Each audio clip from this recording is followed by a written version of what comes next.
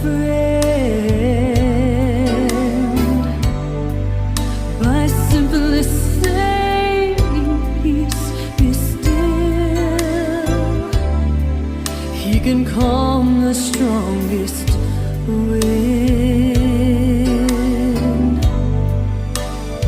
So now I'll never worry when storm clouds come my way.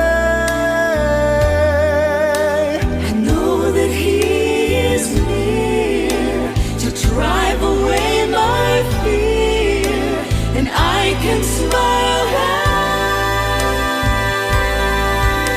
and say, I know the peace speaker. I know Him by name.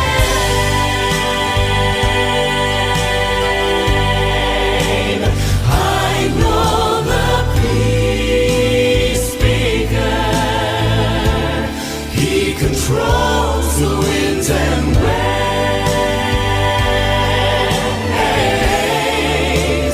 When He says, peace be still,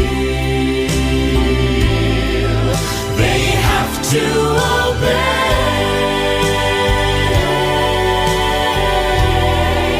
I'm glad I know the peace speaker. Yes, I know Him by name.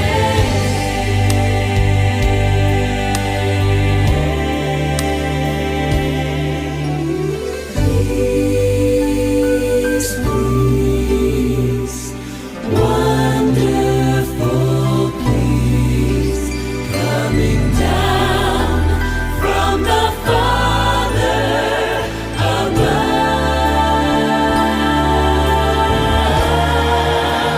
When He says, peace be still, they have to obey.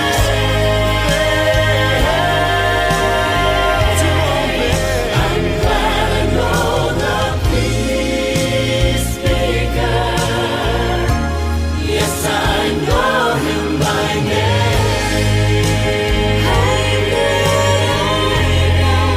I'm glad I know the peace speaker. Yes, I know Him by name.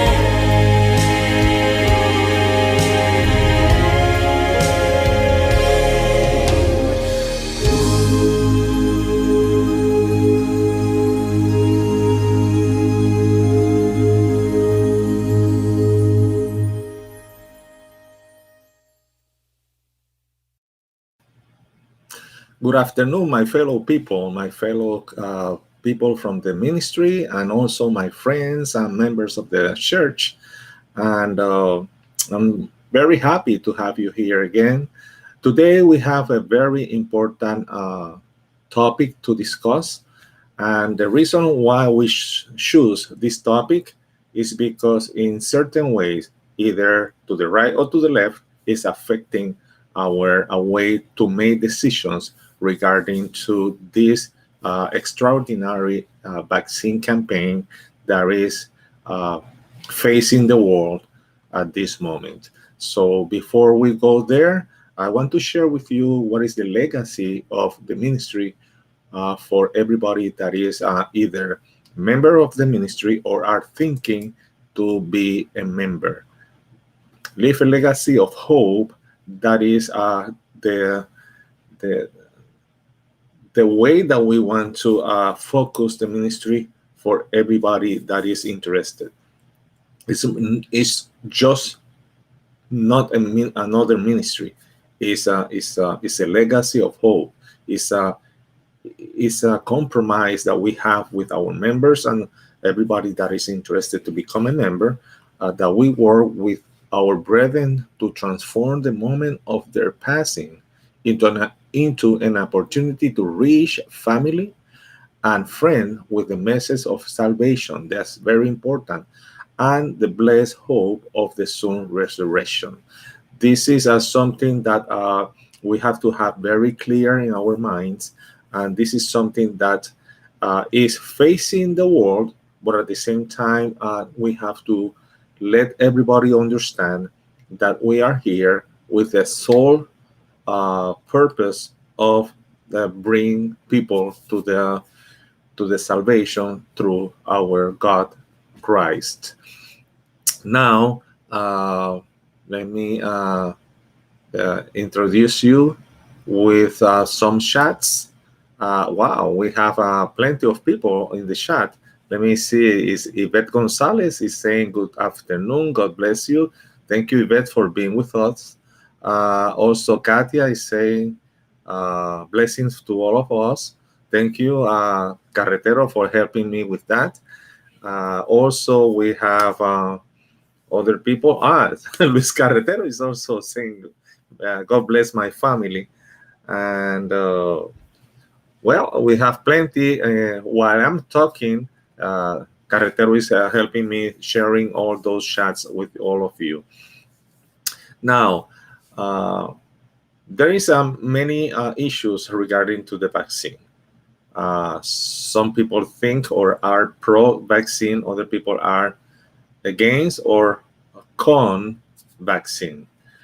The point probably is not what is the most recommended. That is something that I will leave that in the hands of my physician. But at the same time, I am a human being with the gift of the conscious liberty. So I can do many things based on my conscious, guided by our Christ, Jesus Christ. Now, what is the problem? The problem is that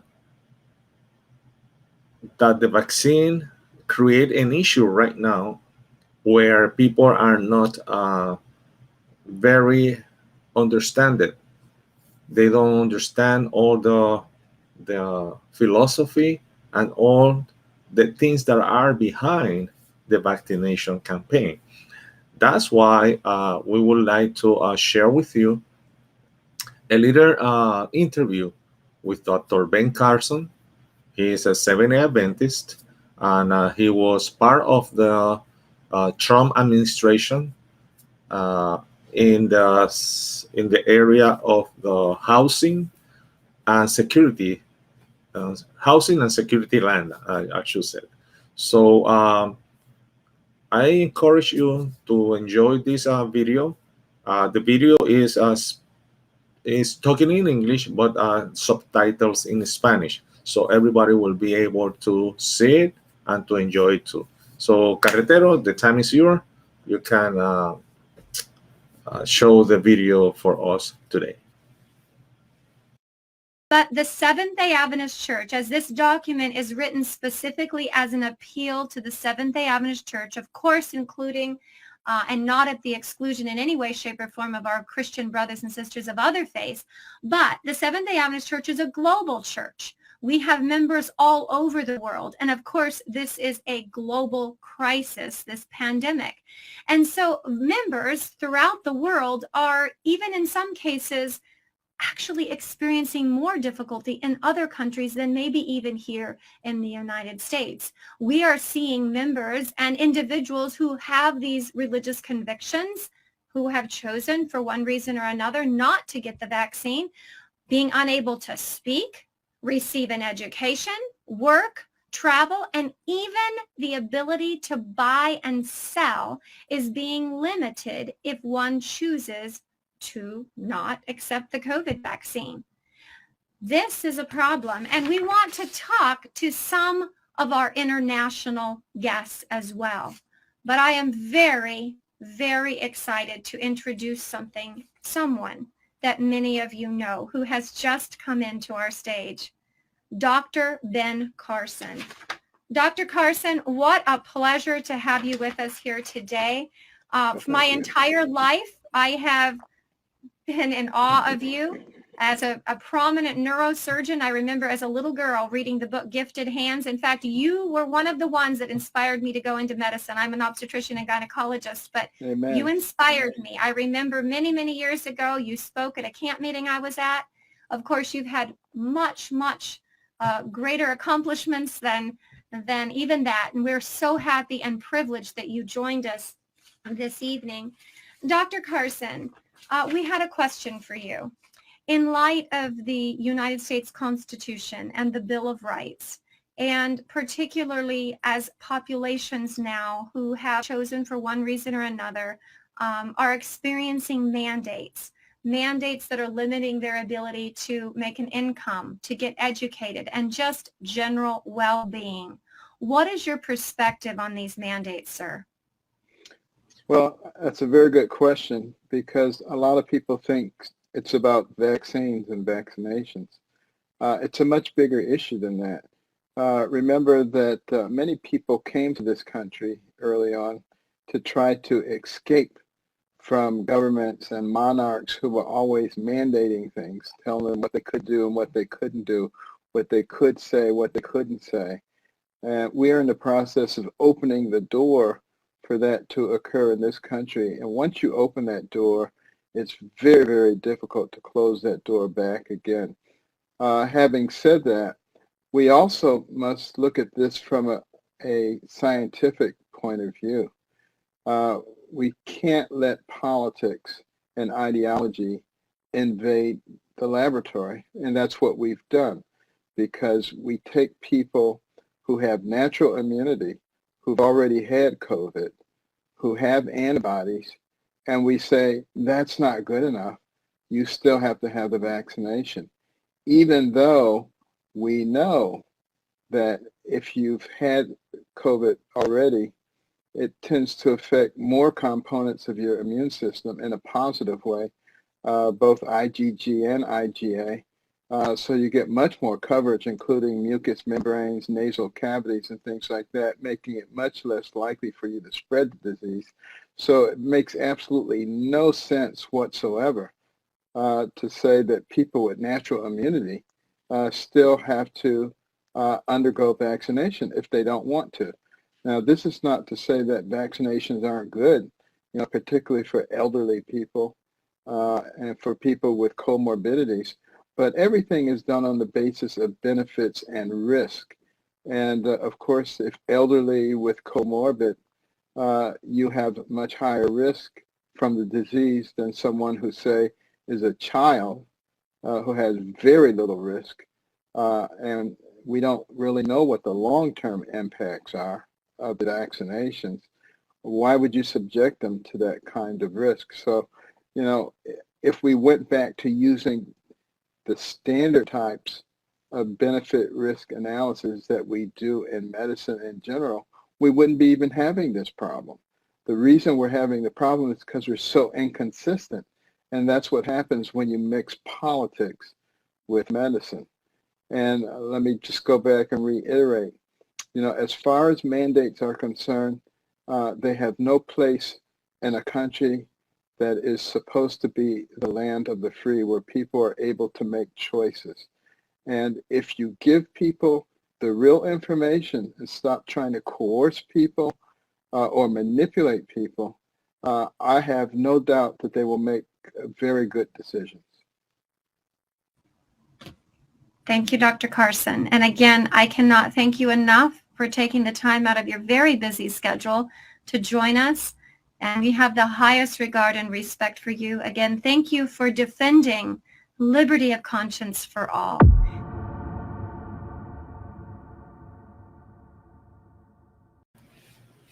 Well, as you can see and as you can hear also, that was a very interesting topic to discuss today, just because we understand that the vaccination campaign is not only to encourage people to get vaccinated, also to invade people's liberty of conscience.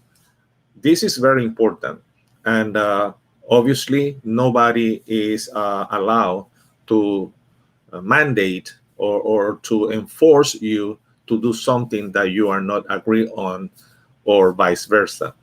Therefore, we are expecting everybody to make their own decision based on their own knowledge, We have plenty of information out there from the physicians, also from our General Conference for the Seventh-day Adventist. I hope that this video can help you to make your decision clearly, your decision with no biases, and your decision with the intention to fulfill and to not only fulfill, but also to make sure that you are agree on with no hesitation or no any of the regret based on what you decided to do. I hope that you enjoy the rest of your afternoon, enjoy your lunchtime, and I hope to see you tomorrow again. Thank you for being connected with us. The Mutual Effort Burial Ministry uh, desire you or wish you a lot of blessings. Thank you.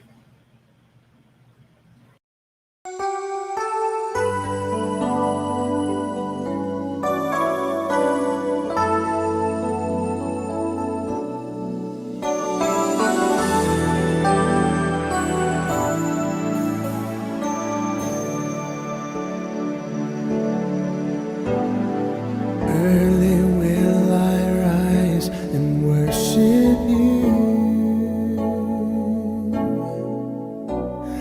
giving you thanks for all that you do. My sacrifice of praise I offer you, and you bring to me that sweet melody. You are my song, you are my song, you are the reason I sing this song to you. You are my song, you are my song, you are the reason I sing